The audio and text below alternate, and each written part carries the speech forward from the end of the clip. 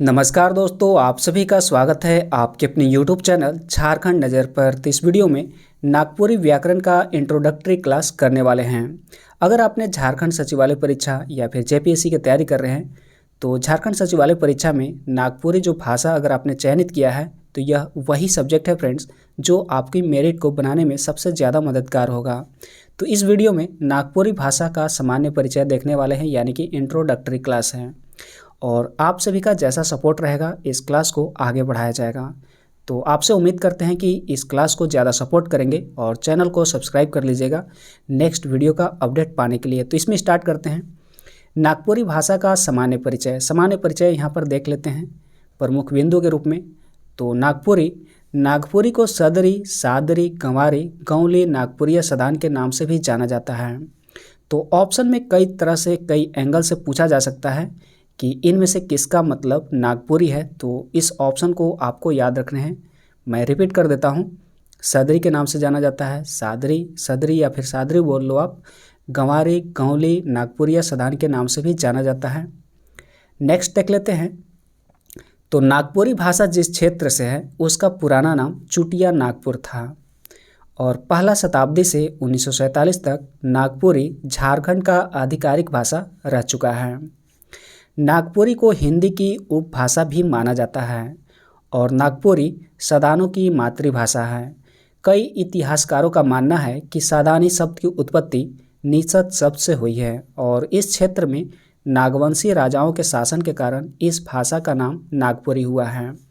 तो इसमें क्वेश्चन कई तरह से फ्रेम किया जा सकता है आपके एग्जाम में, जैसे कि नागपुरी भाषा जिस क्षेत्र में है उसे किस नाम से जाना जाता है या फिर उसका पुराना नाम क्या है, तो आपको बताना है चुटिया नागपुर। और अगर क्वेश्चन करा जाए कि नागपुरी झारखंड का आधिकारिक भाषा कब तक रह चुका है, तो आपको बताना है पहला शताब्दी से 1947 ईस्वी तक, यानी कि 1947 ईस्वी तक यह झारखंड का आधिकारिक भाषा रह चुका है। अगर पूछा जाए कि हिंदी की उपभाषा किसे माना जाता है, तो आपको बताना है नागपुरी को। और सदानों की मातृभाषा क्या है, तो आपको बताने हैं नागपुरी।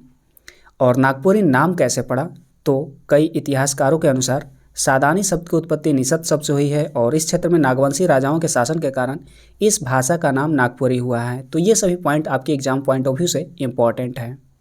नेक्स्ट पॉइंट को डिस्कस कर लेते हैं। नागपुरी का विस्तार देख लेते हैं कि कहाँ कहाँ तक ये फैला हुआ है, कहाँ तक इसका विस्तार है।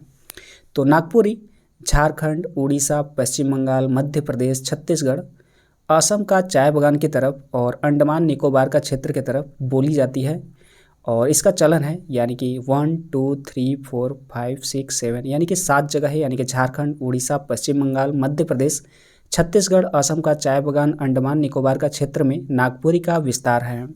अगर इसका क्षेत्रफल की बात करें फ्रेंड्स, तो क्षेत्रफल लगभग 30 से 35 हज़ार वर्ग मील है, यानी कि काफ़ी ज़्यादा एरिया को कवर करता है नागपुरी। और डॉक्टर बीपी केसरी के अनुसार नागपुरी 22 डिग्री उत्तरी अक्षांश से 25 डिग्री उत्तरी अक्षांश तक और 83 डिग्री पूर्वी देशांतर से 87 डिग्री पूर्वी देशांतर तक आयताकार रूप में फैला हुआ है।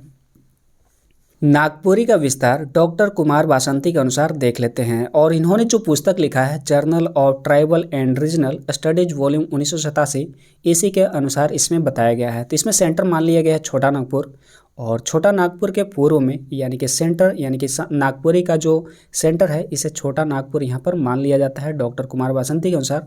और इसके संदर्भ में बताया गया है कि पूर्व में, यानी कि छोटा नागपुर के पूर्व में संताल परगना, देवघर, पश्चिम बंगाल का झालदा, पुरुलिया, बांकुड़ा, मिदनापुर में नागपुरी का विस्तार है। यहाँ पर नागपुरी बोली जाती है। पश्चिम की बात करें फ्रेंड्स, तो मध्य प्रदेश का जसपुर, अंबिकापुर, कोरबा, कोरिया, रामगढ़, सुरगुजा में नागपुरी का विस्तार है। उत्तर में पलामू और हजारीबाग में नागपुरी का विस्तार है और दक्षिण में ओडिशा का राजकांगपुर, सुंदरगढ़, संबलपुर, तालचर, मयूरगंज, बोनाईगढ़, बामड़ा और ढाकानाल में नागपुरी बोली जाती है और समझी जाती है। और ऐसा नहीं है फ्रेंड्स कि केवल यहाँ पर नागपुरी बोली जाती है, और भी लैंग्वेज बोले जाते हैं, लेकिन नागपुरी का भी यहाँ पर विस्तार है, नागपुरी का भी अस्तित्व है। अब बात कर लेते हैं डॉक्टर केसरी के अनुसार। तो डॉक्टर केसरी के अनुसार नागपुरी गीतों में जो श्रृंगार रस है, तो उसमें इस बात की चर्चा की गई है कि 1961 के जनगणना के अनुसार 3 करोड़ 50 लाख लोग नागपुरी बोलते हैं। तो जब क्वेश्चन पूछा जाए कि डॉक्टर केसरी के अनुसार बताएं कि नागपुरी बोलने वालों की संख्या लगभग कितनी है 1961 की जनगणना के अनुसार, तो आपको बताना है कि 3,50,00,000 लोग नागपुरी बोलते हैं 1961 के जनगणना के अनुसार। आते हैं नेक्स्ट टॉपिक पर। तो एग्जाम कैप्सूल यहाँ पर डिस्कस कर लेते हैं। तो नागपुरी भाषा बंगला, भोजपुरी, मगही, छत्तीसगढ़ी, उड़िया से प्रभावित है, पर इसकी मौलिकता पर इससे कोई प्रभाव नहीं पड़ता है। नागपुरी शब्द का प्रयोग संबंधवाचक विशेषण के तौर पर होता है। काफ़ी ज़्यादा इंपॉर्टेंट पॉइंट्स है friends exam point of view से। तो जब क्वेश्चन पूछा जाए कि इनमें से किस शब्द का प्रयोग संबंधवाचक विशेषण के तौर पर होता है, तो अगर उस ऑप्शन में नागपुरी दिया रहे तो उसे सही टिक आउट करना है। तो नागपुरी शब्द का प्रयोग संबंधवाचक विशेषण के तौर पर होता है। झारखंड आंदोलन के प्रमुख नेता, इसके हिस्ट्री के बारे में बात कर लेते हैं नागपुरी से जुड़ा हुआ। तो झारखंड आंदोलन के प्रमुख नेता मरंग गोम के जयपाल सिंह अपना भाषण नागपुरी भाषा में ही देते थे। नेक्स्ट देख लेते हैं।